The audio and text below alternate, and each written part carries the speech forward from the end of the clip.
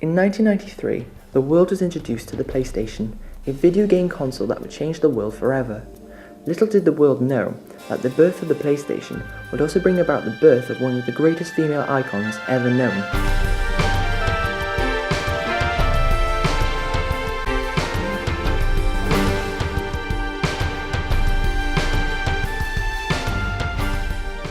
Lara Croft and Tomb Raider was the brainchild of Toby Gard, a designer at Derby studio Core Design, who grew the idea from earlier discarded concepts. But the idea for Lara and Tomb Raider was far from what they are today. I have an idea for a game based around the pyramids of Egypt. Go on. Featuring a male character with a hat and a whip. No. Go back to the start and try again. I have a new character for that idea I had last week. Go on. A South American woman called Laura Cruz. Yes, Lara was a man with a hat and a whip, but was rejected immediately due to his similarities to Indiana Jones. And was changed to Laura Cruz, a South American woman who happily stole things for profit. She didn't stay as Laura for long. Apparently the Americans couldn't say Laura in the British way, and kept on saying Lara. And so, Lara stuck. Cruz became Croft when Core asked for a UK-friendly name. After searching names in a phone book, Croft was chosen. She had a name, now she needed body and a personality. Lara went through many designs before she found her hot pants and vest, becoming the British no-nonsense Tomb Raider of today. The biggest design change was her breasts, which due to a slip of a mouse grew 250% bigger than intended, and there was the birth of an icon. Before its release, Tomb Raider was already making waves in the world. Lara was gracing magazines months before the game was due, and people were so interested in this female adventurer they became desperate to find out all they could about her. As its release date drew near, those desperate magazines began handing out favourable reviews, which were outdoing all other games at the time. Then in late '96, Tomb Raider hit and quickly left the shelves, reaching #1 in the charts. In the game, Lara is hired by Jacqueline Natler to recover a piece of an artifact called the Skion. However, Miss Natler is not what she seems. People were amazed by its revolution and couldn't understand why Lara and Tomb Raider became so famous. Even to this day, the reason why has never been uncovered. But there are factors that may have led to its success. Lara was the first female character to feature in a game all by herself. This was unusual then because most female characters were either secondary or damsels in distress. Perhaps the true reason was purely marketing. On the cover of Tomb Raider 1 below the title it says featuring Lara Croft. This led many to believe that Lara was a real person, which isn't surprising because Lara was given a convincing backstory. But a strange thing about Lara's success is that she became both a sex symbol and a role model to boys and girls all over the world.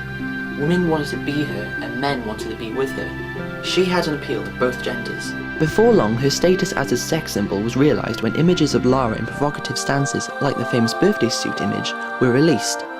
This would later lead to the infamous Nude Raider. Soon after the success of Tomb Raider, a sequel was announced, and everyone wanted a piece of Lara.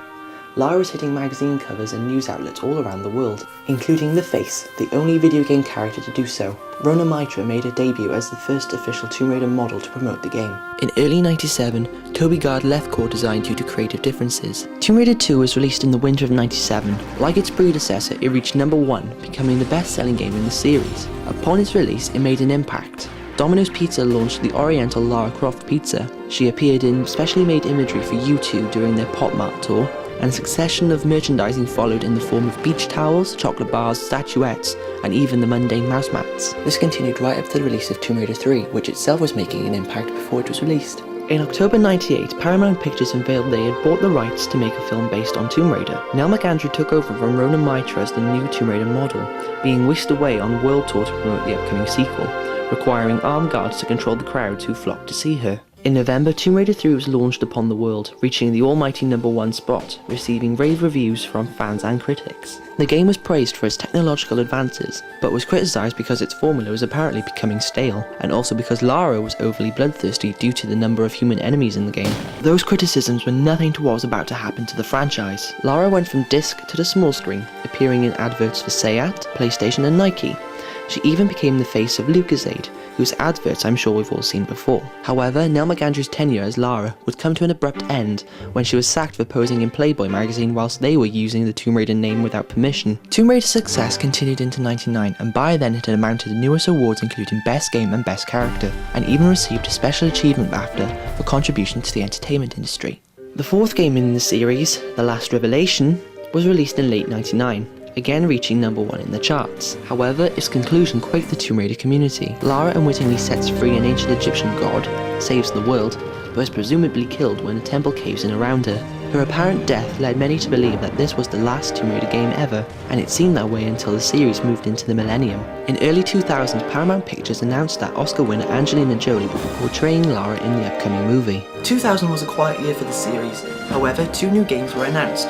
Tomb Raider Chronicles to be released by the end of the year, and the 6th game, codenamed Next Generation Tomb Raider, for late 2002. Chronicles didn't live up to its predecessor's standards, and nor was it a proper sequel. The game was criticised by fans and critics for having a weak plot and for having a rapidly stagnating formula. But they were happy to have a new game whilst they waited for Lara's highly anticipated return. In 2001, Lara Croft Tomb Raider was released, accompanied by a flurry of advertising, tie-ins and product placement from big names including Sony Ericsson and Land Rover. LucasAid took one step further by rebranding themselves as Lara's Aid, beginning the new Gone a Bit Lara campaign. The film received mixed reviews, but went on to become one of the biggest films of the year, setting a record for the highest grossing action film with a female lead. 2002 would again be a quiet year, as everyone was getting ready for Tomb Raider Angel of Darkness, but no one was prepared for what was about to happen later that year. As the game neared completion, a virus infected the computers at Core Design, destroying a very large portion of the game.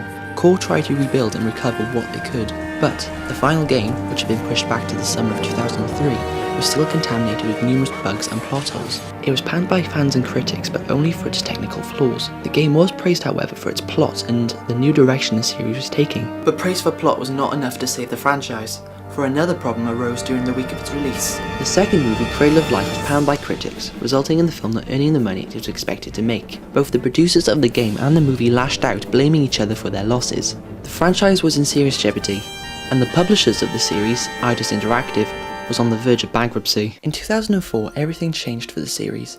It was taken away from Core Design and placed in the hands of developers Crystal Dynamics. They began the process of reviving Tomb Raider. They even hired Lara's creator Toby Gard to oversee the project as creative consultant. Core was hit hard by the loss of its largest asset, and its president, Jeremy Heath Smith, left not long after. Core continued, but as a much smaller company than it was before. Eidos, however, was bought in 2005 by SCI Entertainment Group, hoping to bring about a new age for the company. In the summer of 2006, Tomb Raider Legend was released. It was a commercial and critical success due to its new approach. The gameplay and graphics were updated, Lara's backstory was rewritten, and Ashes to Ashes star Keely Hawes became the new voice of Lara. The game opened at number 1 for 3 weeks.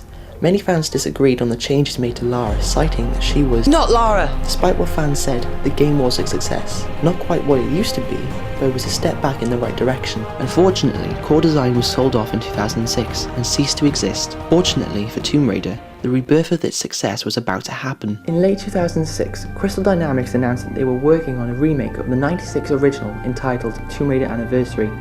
This game would mix the classic elements of the original along with the new elements and story arc introduced in Legend. In 2007, celebrating 10 years of an icon, Tomb Raider Anniversary was released on all major platforms to critical and fanatical acclaim, though fans criticised the inclusion of the Legend story arc, which they felt was a bit unnecessary. With the success of Anniversary, Crystal Dynamics announced they were working on the next game, Tomb Raider Underworld, due for release in November 2008. Underworld concluded the Legend story arc, but received backlash from fans who felt that it was rushed and incomplete, which in a way was true, as exclusive content for the Xbox 360 was released, which probably concluded the story. In an interview, the creative director for Underworld, Eric Lindstrom, dismissed claims by former employees that 40% of the game was cut for exclusive content. He said, "We had a production issue that was going to make us miss our ship date, which we could not do, but on the day we made the cut, it was purely for production reasons." Tomb Raider may not be as successful as it used to be. With the acclaim of the reboot trilogy, that past success may be reborn in the wake of the next series of games and movies. But its future is in a state of haze, with the sad news that people who were heavily involved with the reinvention have left the production team or have been laid off. Its publisher, Eidos Interactive, have recently been acquired by Japanese developers Square Enix and have now become Square Enix Europe.